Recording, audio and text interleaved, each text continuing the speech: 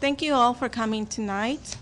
This is a very important year in which we, the voters of Santa Cruz County, make decisions, and we like to welcome everyone who is running for races. We have Santa Cruz County Board of Education Trustee Area 7, who will be speaking tonight, Mr. Robert Chacanaca. Watsonville City Council District 4, we have Eduardo Montesino speaking tonight. And Watsonville City Council District 5, we have Mr. Daniel Dodge Sr. and Mr. Gabriel Gonzalez. We'd like to welcome all of you to our forum from the Pajaro Valley Cesar Chavez Democratic Club, and let us begin.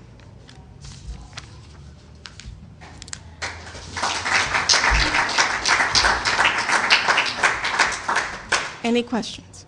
On behalf of some of the elders present, I'd like to ask you to speak up, and everyone to speak up today. It's very hard to hear you. Can you hear me? That's not an amplifying mic, that's for TV. Thank you. Also, thank you. Thank you so much. We'd like to begin to welcome to our forum Mr. Robert Chacanaca, who is Santa Cruz County Board of Education Trustee Area 7 candidate. Please join me.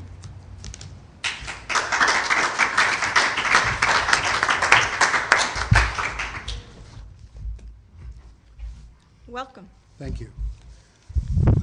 Thank you for inviting me this evening, the ability to address you tonight, and for the viewers at home also the ability to address you tonight as well. I am Robert Chacanaca, as she said, and I have over 20 years of experience in public education. I basically went to high school here, grew up here to that degree. I've moved away, moved back, and I've been around since 1970 in our area. I've lived out in North Monterey County and in the city of Watsonville, respectively. I've worked for Salinas Union High School District and Santa Cruz City Schools. I've served in Santa Cruz City Schools for about 20 years now. I've been president of the Monterey Bay Central Labor Council for the last 6 years. I've been president of my local in Santa Cruz, the Council of Classified Employees, for 8 years, and I've served diligently in both areas, working hard to represent education workers in Santa Cruz County. I've also worked face-to-face with students, all types of students in Santa Cruz County. So I'm very aware of the student body and the student population in South County, as well as in North County, by my experience in working there. And living here, I have a unique perspective of South County and North Monterey County. I know the region. I know the needs of our student population here. I know what it's going to take to make them successful, and I know what I can do as a trustee at the County Office of Education. I have worked in city schools to make those changes due to the budgetary constraints. I've brought people together. I've brought ideas to the table. I've used my connections and used my experience to save district money, to also streamline operations so that it's efficient, so it runs well, at the same time understanding the needs of the employees as well as the students in the district. It's easy to talk about financial and fiscal responsibility, but it's another thing to actually have ideas ahead of the curve so that we can prepare students for the future. While addressing what students need in South County, I think it's... I was unaware I had a time. Oh, so, surprise. So what do I have? 2 minutes. Let me wrap up by saying that by using the position in the County Office of Education, representing you, the voters in South County and North Monterey County, I can best take charge of what needs to be done to preserve the programs that the County Office of Education offers to our students and to our school districts. It seems logical to me that if you have someone as a trustee that can think outside of the box and work with other trustees to make things happen, that's the choice that you should make. And I hope that you can recognize that I have the ability to do that. I hope you can recognize that I have the wherewithal for my experience serving on the American Federation of Teachers Policy and Planning Committee, which is a national committee, that I can bring that experience to the table here at home, that I can think globally while acting locally. And I want to be able to do that. I want to be able to see that children are served in Santa Cruz County and in North Monterey County. We are the area that's probably the most disenfranchised, and we need that voice, we need that support, and I can do that, I can offer that. I have worked consistently with adult education, regional occupation programs that reach out to students who are not in the mainstream, something that the County Office of Education does serve. And I know the importance of those programs. I know the importance of funding and how to lobby successfully for that funding. I have those connections in Sacramento. I have those connections federally as well in D.C. through the American Federation of Teachers and through the California Federation of Teachers. So I do hope you'll take some time to understand. If you have additional questions, you can contact me. My website is chacanakaforschoolboard.org, and I'd invite everybody and anyone that's here tonight to come and talk. Meet me Monday, the 20th of September, at Tia's Kitchen in the historic Idle Hour Cafe at 7 San Juan Road in Pajaro, right here in Monterey County. Thank you. Thank you.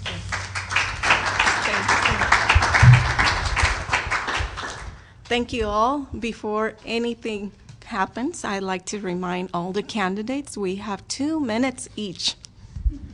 Thank you. I was a little blindsided by that. Yes. Thank you so much. I would like to ask the question on behalf of the Pajaro Valley Cesar Chavez Democratic Let it Club. go. Before I begin, I'd like to let you know our club does not endorse, only endorse registered Democrats. Mm-hmm. Are you a registered Democrat with? Yes, I am a registered Democrat in Monterey County. Why should the Pajaro Valley Cesar Chavez Democratic Club endorse your candidacy? Well, I think it's simple. I'm the candidate that can provide the direction that will support students and programs in the County Office of Education. I'm the only Democrat running in the race. What is your #1 priority if you were elected? It is to secure funding for programs that support students and student services in South County in particular. I will look at supporting programs that will benefit students in South County that are not necessarily those that are college-bound, but through ROP and training programs for those students that will stay at home and will continue to work and have an opportunity like I've had here in the Pajaro Valley. Let me ask, what is your qualification for this office? And also tell us, what is your educational background? Well, as I said earlier, my educational background's local. Went to local schools, graduated from local schools, attended the University of California at Santa Cruz. I've had the opportunity to live abroad. I've spent several years in the People's Republic of China as an English teacher. I came home, spent a little time in New York State, worked at Vassar College. I spent a little time working at Dutchess Community College in upstate New York. I came back to Watsonville in this area, went to work in Salinas Union High School District, left Salinas Union High School District, went to work in Santa Cruz City Schools. So as I said, my qualifications in education is over 20 years of experience, and I've worked hands-on with students. I've worked hands-on with students who need alternative education programs. I've worked hands-on with trustees, with school board members, and as the president of the Labor Council, I've worked hands-on with our legislators. I've worked with Sacramento, I've worked with Washington, D.C. So I think that in itself, and also being members of the Policy and Planning Committee for the National of the American Federation of Teachers, gives me some credentials, gives me some idea of the experience that I have in education. Thank you. How do you plan to minimize the use of outside consultants that are being used in the Pajaro Valley Unified School District to advise top-level administrators? Well, your question is pertaining to the Pajaro Valley Unified School District, and I'm running for the Santa Cruz County Office of Education.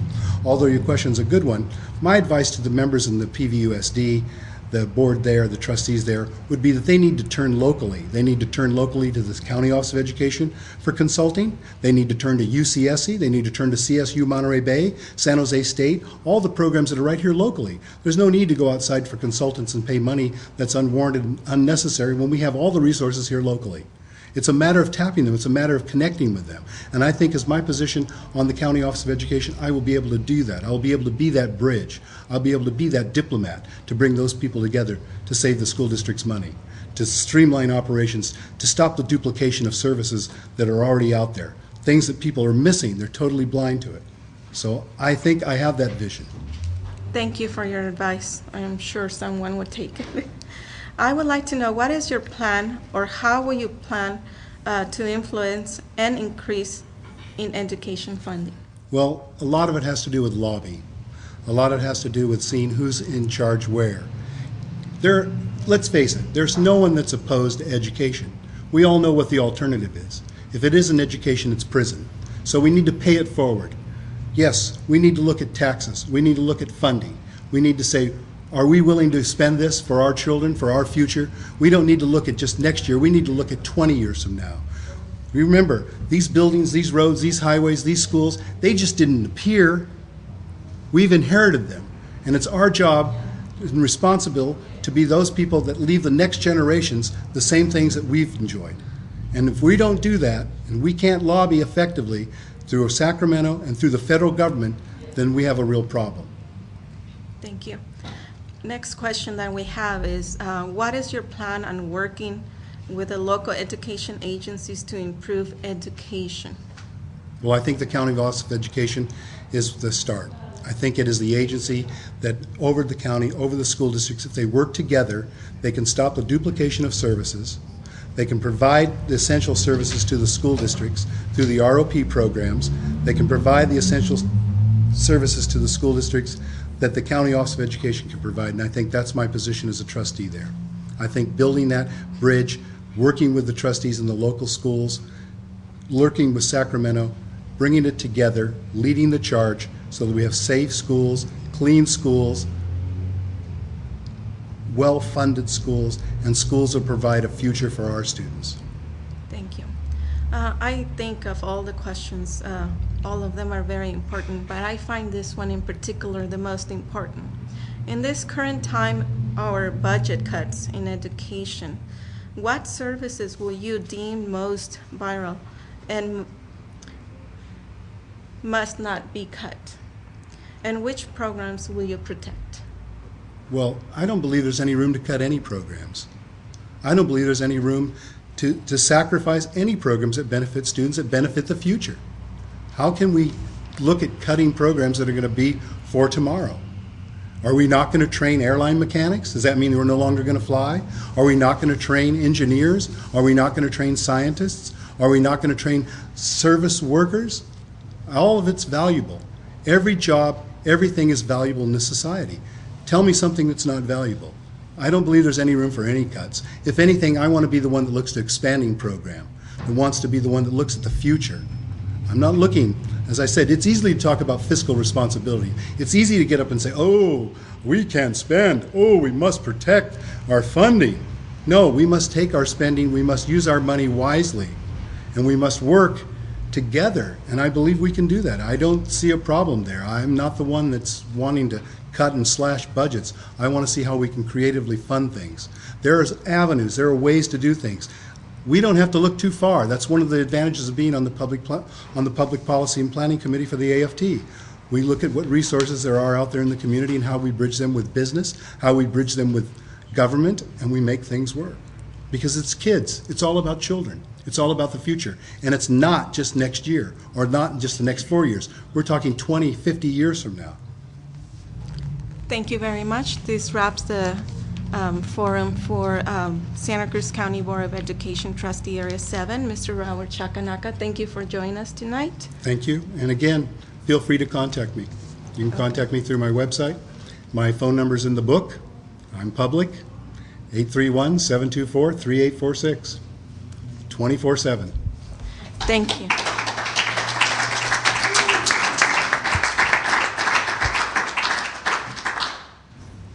We continue with our questions. Watsonville City Council District 4. Mr. Eduardo Montesino, please.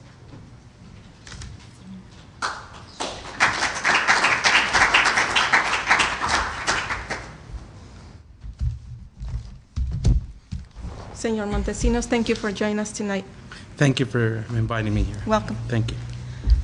You have 2 minutes to tell us about yourself and why you are running for this campaign and why you consider it important. The microphone is all yours.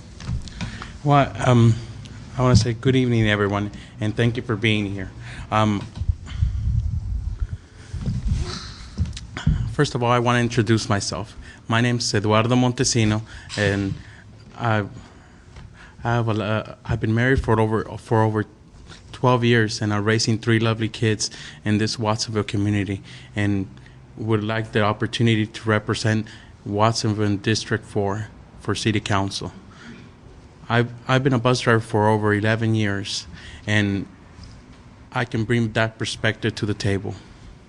I've been endorsed by a wide variety of individuals, and I've been endorsed by Supervisor John Leopold,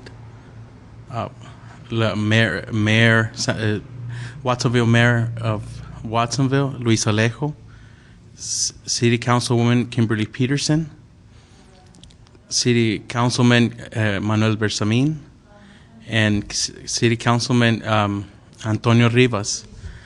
And the things that I will work on as a councilman and that I would focus jobs would be my top priority. Safe communities, transportation, and I'm sorry. Basically, you are doing very well. Yes, Thank you. thank you. I would like to begin and ask questions for you. And basically, our club, like I mentioned before, only endorses registered Democrats. I'd like to know if you are a registered Democrat. Yes, I'm a registered Democrat here for Watsonville City. My question to you and the questions of the club, we would like to know, why should the Pajaro Valley Cesar Chavez Democratic Club endorse your candidacy? Because I'm the best candidate to work on the issues that are coming up in the city council. I mean, we have a variety of issues that are coming up. My top priority, like I said, would be to attract more jobs to our youth. Our per capita is our young people in the city, and we need to take care of, and we need affordable housing for them, because they're going to be growing up and they want to live in a beautiful city. They want to get well-paid jobs. Thank you. Let me ask a question. You were mentioning what Watsonville needs, so that includes your priorities and goals. Is this for your first 2 years in office? Can you repeat If you that? are elected, would those priorities be your first 2 years in office? Yes, that would be my priority. Jobs, safe communities, and transportation. What is your plan, or how will you influence or increase educational funding? I think I would work very closely with my trustees around my city. I would also encourage the community to come together, and because we need to solve all these problems together. That's the only way. We as all individuals, because I have 2 kids. They both go to local schools here in Watsonville, and I'm concerned for their education. I feel that we need to we can do better than what we're doing right now. We can do better, but we all need to come together. Thank you. As a candidate for District 4, what will you do to encourage growth downtown Watsonville? We are right here at downtown, so how will you encourage growth here in this area? I would think make it a more attractive place to walk in. Because I've walked these streets, and I think we can make it a more enjoyable place to walk and to visit, and to help small businesses, not just attract more small businesses, but help those that are already open. I know I've seen more and more people or businesses that are saying that we're closing our doors, we can't make it. So we need to come up with a plan to help not only attract more businesses, but also help the businesses that are already here, so they can weather the storm that we're in. Thank you, Mr. Montesino. One last question. I would like to ask, why do you believe you are the best candidate for that position? I was basically raised in Santa Cruz. When I was able to afford a house, I came over to Watsonville because I saw a vibrant community, a place where I could raise my kids. And me and my wife chose to live here because it was beautiful. It was beautiful, close to schools. We just thought it was a great place to live. And throughout the years, I've been living here for now more than 10 years. I think it's time for me to step up and represent my community. My District 4 needs more community involvement, and I think I can bridge that gap and build community in District 4, so I can represent all of Watsonville. Thank you very much. It's a Thank you. pleasure meeting you. Thank you. Good luck to you.